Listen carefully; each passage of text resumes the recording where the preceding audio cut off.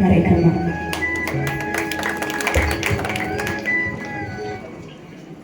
ಒಂದು ಶಾಲೆ ಗೊತ್ತದೆ ನಿಮಗೆಲ್ಲ. ಶಾಲೆ ಸಾಯಂಕಾಲ ಹೆಚ್ಚು ಕಡಿಮೆ 5 ಗಂಟೆಗೆ ಕೊಡ್ತದೆ. ಕೊನೆಯ ಪೀರಿಯಡು ಟೀಚರು ಇನ್ನಿನ್ನು ಬೆಲ್ಲ ಹಾಕಬೇಕು, ಹುಡುಗರು ಓಡಿ ಹೋಗಬೇಕು. ಇನ್ನು 5 ಗಂಟೆಗೆ ಇನ್ನು 10 ನಿಮಿಷ ಕಡಿಮೆ ಅದ.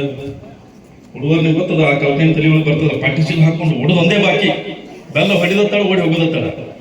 ಅಷ್ಟೊಳಗೊಬ್ಬ ಮಾಸ್ತರ್ ಬಂದ, ಹುಡುಗರನ್ನ 10 ನಿಮಿಷ ಕೂಡ್ರಿ, ನಾವು ಪಾಠ ಮಾಡಬೇಕು ಅಂತಂದ.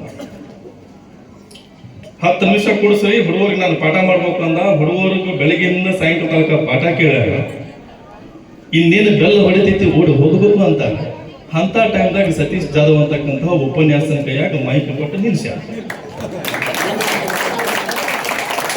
ನೀವು ನನ್ನ ಮಾತು ಕೇಳ್ರಿ ಅಂತಂದ್ರೆ ಹೆಂಗೆ ಕೇಳಿರಿ? ಯಾಕಂದ್ರೆ ಈಗಾಗಲೇ ಏನು ಹೇಳಬೇಕಲ್ಲ ಎಲ್ಲವನ್ನ ಗುರುಗಳು ಹೇಳಿದ್ದಾರೆ. ನಮ್ಮ ಬಸವ ಸ್ವಾಮಿಗಳು ಏನು ಹೇಳಬೇಕು ಅದೆಲ್ಲವನ್ನು ಅದ್ಭುತವಾಗಿ ಹೇಳಿದರು, ಭಾಳ ಚೆನ್ನಾಗಿ ಹೇಳಿದರು. ಅದಕ್ಕೆ ನಾನೇನು ಅಂದ್ಕೊಂಡೆ, ನಾನು ಸರ್ ಹೇಳಕತ್ತಿದ್ದೆ, ಸರ್ ಇದಕ್ಕೆ ಈ ಜನರಿಗೆ ನಾವು ಮಾತನಾಡಬೇಕು ಅಂತಂದ್ರೆ ಏನು ಅದ್ಭುತವಾಗಿರ್ತಕ್ಕಂತಹ ಕೆಲಸವನ್ನು ಮಾಡಿದ್ದಾರೆ. ಇವರಿಗೆಲ್ಲ ನಾವು ಇನ್ನೊಂದ್ಸರಿ ಬೇಕಾದ್ರೆ ಬಂದು ಮಾತನಾಡಬೇಕು. ಈ ಬಹುತೇಕ ನಾನು ಅನ್ಕೊಂಡಿದ್ದು ಸರಿ ಐತೀನಿ. ಮತ್ತೆ ಎಲ್ಲರೂ ಪಾಟಿ ಚಲ ನೋಡ್ಬೇಕಂತ ನಿಂತೀರಿ ನಾನು ಇಲ್ಲ. ಹಾಗೆ ನಿಮ್ಮೆಲ್ಲರ ಪ್ರೀತಿಗೆ ಬದ್ಧನಾಗಿ ನಾನು ಬಹಳ ಮಾತಾಡೋದಿಲ್ಲ ನಿಮ್ಮನ್ನೆಲ್ಲ. ಆದ್ರೂ ನಾನು ಎಂತ ಶಿಕ್ಷಕ ಅಂತಂದ್ರೆ ಇನ್ನೊಂದು 5 ಗಂಟೆ 15 ನಿಮಿಷಕ್ಕೆ ಬೆಲ್ ಹೊಡಿತಂದ್ರು 5:30 ತನಕ ಆದ್ರೂ ನಿಮ್ಮನ್ನು ಹಿಡಿದಿಟ್ಕೊಳ್ತಕ್ಕಂಥ ಶಕ್ತಿ ಸಾಮರ್ಥ್ಯ ಛತ್ರಪತಿ ಶಿವಾಜಿ ಮಹಾರಾಜ್ ನನಗೆ ಕೊಟ್ಟಿದ್ದಾರೆ. ಹೇಗಪ್ಪ ಅಂತಂದ್ರೆ he is not a ordinary person. Chhatrapati Shivaji Maharaj ಅಂತಂದ್ರೆ ಶ್ರೀಧರ್ ಅಡಿಗೆ ಸರ್ ಆಗ್ಲೇ ಹೇಳಿದ್ರು, ಅವನಿನ ರಾಜ ಆಗ್ಬೇಕಂತ ಮಾಡ್ಕೊಡ್ತಾವನಲ್ಲ. ನಿಮ್ಗೆ ಗೊತ್ತಿಲ್ಲ, ನಾನು ಸಹಜವಾಗಿ ಬರ್ತೀನಿ, ಕೆಲವೊಂದು ಮಾತನ್ನ ಹೇಳ್ತಾ ಹೊರಗೆ ಮಾತಾಡೋದಿಲ್ಲ, ಸ್ವಲ್ಪ ಮಾತಾಡ್ತೀನಿ, ಅದರ ಸತ್ಯವಾಗಿರ್ತಕ್ಕಂಥ ಮಾತನ್ನ ಹೇಳ್ತೀನಿ.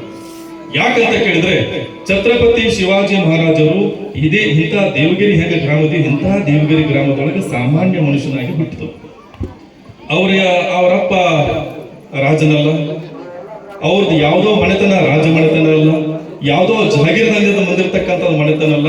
ಸಾಮಾನ್ಯ ಮಹಾರಾಷ್ಟ್ರದ